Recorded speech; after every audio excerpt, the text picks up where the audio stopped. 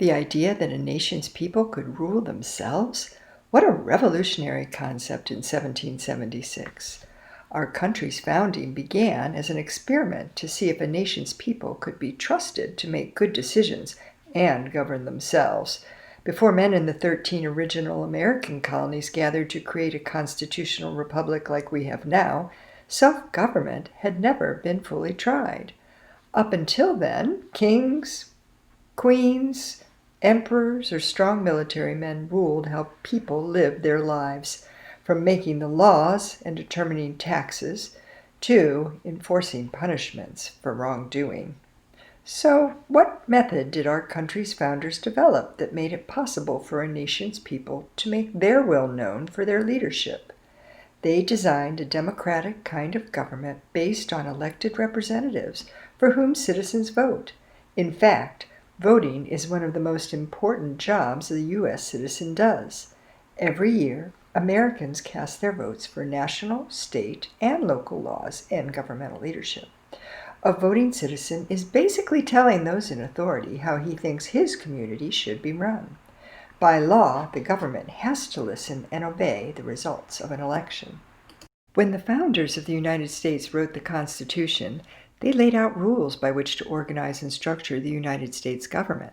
At the time, voting rights mostly belonged to white men who owned property. Why not to everybody else? Perhaps it's because big changes work best, a little at a time. After all, the Declaration of Independence, America's founding document, clearly states, "We hold these truths to be self-evident, that all men are created equal, that they are endowed by their Creator with certain unalienable rights, that among these are life, liberty, and the pursuit of happiness." In that declaration resides a promise to future generations to hear the voices of all people. After debate and compromises, the framers of the Constitution left details of voting rights to the individual states. A few states didn't require voters to be white or own property, like Vermont from the very beginning. However, by the 1860s, voting rights stretched to include non-property owning white men as well. So who did that leave out? Well, women, people held in slavery, mostly of African American descent, Native Americans, and non-English speakers. These groups had to work hard to get the right to vote and their voices heard. Today, we take many rights for granted. Women can vote and pursue any career they desire. Married women can own their own property, and under the law, women must be treated equally. However, the situation 150 years ago stands in stark contrast. Women mostly couldn't vote, had limited career choices, and couldn't own land or property on their own if married. But in 1848, under the leadership of Susan B. Anthony and Elizabeth Cady Stanton, a group of men and women gathered in Seneca, New York for the first women's convention to address these issues, setting out a plan in a declaration of sentiments and signed by 68 men and women. The fight for women's voting rights launched what was to be a 70-year campaign to win the right to vote for women or women's suffrage. For those of you wondering, suffrage is really just a fancy word for voting and stands unrelated to the word suffering, which is experiencing something unpleasant. It actually comes from the Latin word suffragium, meaning to support, and became linked to political support in the form of voting. Women, called suffragettes or suffs, supported voting rights for women. Anti-suffragettes or anti-suffs campaigned against voting rights for women. Anti-suffs believed that granting women voting rights would lead to the loss of respect for the traditional roles of women as wives and mothers. They also believed that women needed protection against becoming involved in the unpleasant aspects of politics. In addition, especially in the South, anti-suffs remained against the idea of extending voting rights to African American women. The battle lines were drawn. Men and women on both sides of the right of women to vote organized and campaigned with passion and determination. After the Civil War and by 1870, African American men won the right to vote under the 15th Amendment. But still, half of the adult population of the United States, women of any color, had no voting rights. Two main suffragette organizations eventually came to national notice and influence. The National American Women's Suffrage Association, NAWSA for short, established in 1890, created and organized a national agenda to promote women's suffrage led by Elizabeth Cady Stanton, Lucy Stone, and Susan B. Anthony. Their main goal focused on working for individual states to pass suffrage amendments and eventually force the federal government to approve a federal amendment. As for progress on the national level, every year from 1878 to 1918, Congress ignored or voted down wording for any amendment giving women the right to vote. The National Women's Party, or the NWP for short, formed by Alice Paul, broke off from the first group. They believed the old organization too polite for effective change and wanted to try bolder strategies. These ladies were willing to act more confrontationally, protesting and going to jail if necessary. In fact, if a suffragette served a jail sentence, she received a special pin as a point of honor from the National Women's Party. From around 1913 on, women of multiple suffragette organizations participated in parades, lectured, wrote articles, and went on hunger strikes around the country to raise awareness and push for change. In protest marches, many women dressed in white walking outfits, long skirt with a fitted shirt and blazer topped with a pretty hat. Their outfits became a fashionable uniform, which used the color white to show everybody that they stood powerfully united for a common cause. To accent their suffragette look, a three-colored striped sash was commonly worn, imprinted with the words, "Votes for Women." The purple stripe represented loyalty to the cause. Yellow represented a light guiding the purpose of the women, and white represented virtue and the quality of their purpose. At the conclusion of World War I, Congress appeared in a better mood to listen to the suffragettes' message. President Woodrow Wilson addressed Congress in a speech urging them to pass the amendment, which they did with a margin of only 2 votes in June 2019. Unlike other laws, a change to the Constitution required not only approval of Congress, but it required approval by 2/3 of all the states. Now the suffragettes had to really roll up their sleeves again and convince 36 states, one by one, to make the proposed amendment a part of the Constitution. To keep track of how many states had approved the 19th Amendment, the suffragettes designed a purple, white, and yellow striped banner with stars added every time a state added its approval.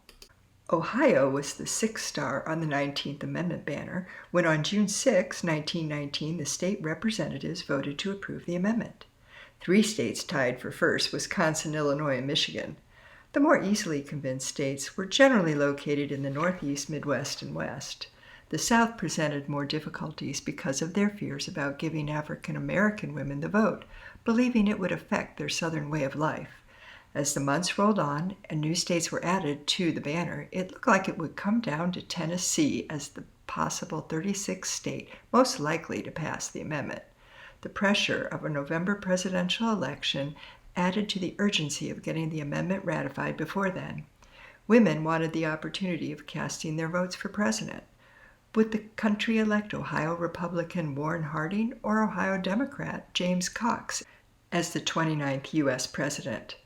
Suffragette leaders, especially from the 2 most powerful groups, traveled to Tennessee and joined forces with local leadership to persuade influential political leaders and residents to support the passage of the 19th Amendment.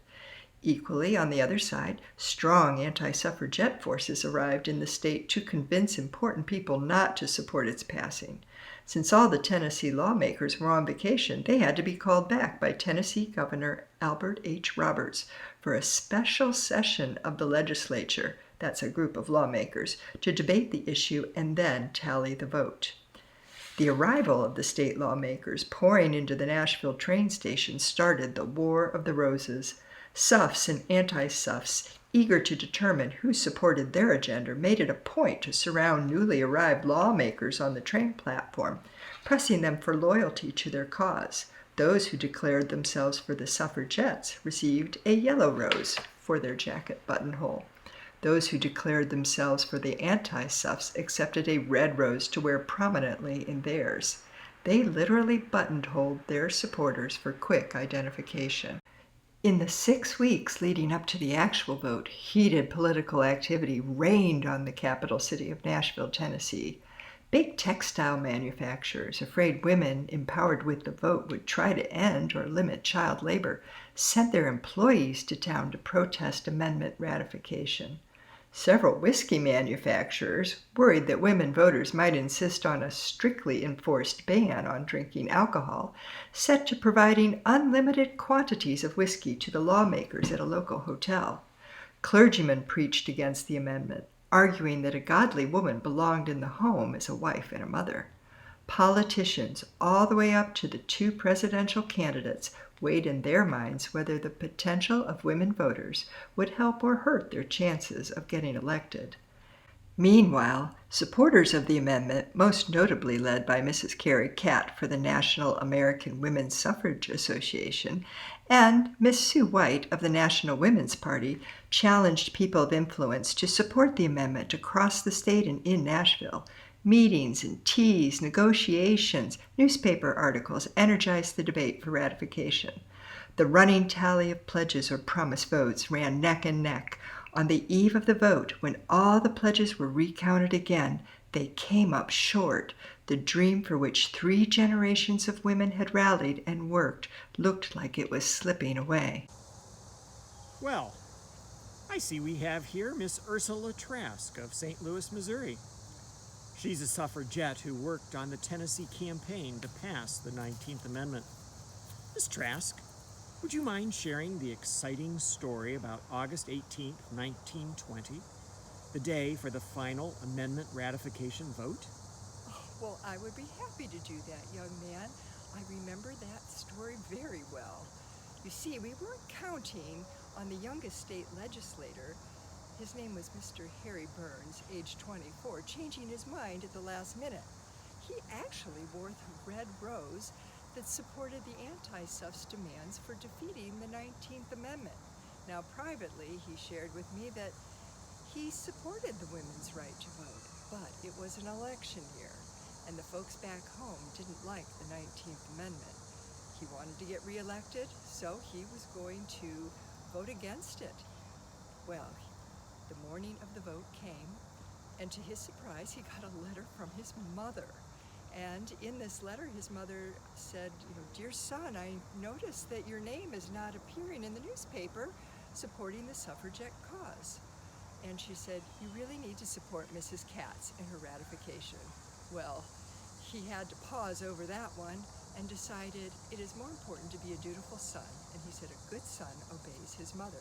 So when the time for the final vote came, and this is where it gets really interesting, there was a tie on the floor, and he was the last person to cast his vote. So he stood up, and everybody was expecting him to vote in one direction, and he cast his vote in support of the 19th Amendment.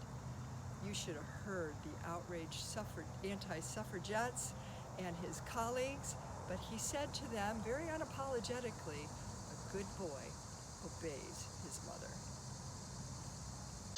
Harry Burns, seen here shaking the hand of Anita Pulitzer of the National Women's Party, said it this way: "I believe in full suffrage as a right, and I knew that a mother's advice is always safest for a boy to follow, and my mother wanted me to vote for ratification."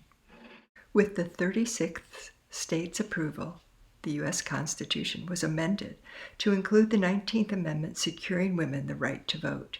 It reads, "The right of citizens of the United States to vote shall not be denied or abridged by the United States or by any state on account of sex.